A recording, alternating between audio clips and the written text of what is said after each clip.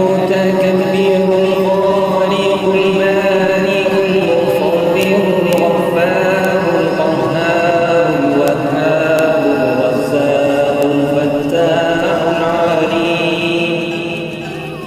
القابض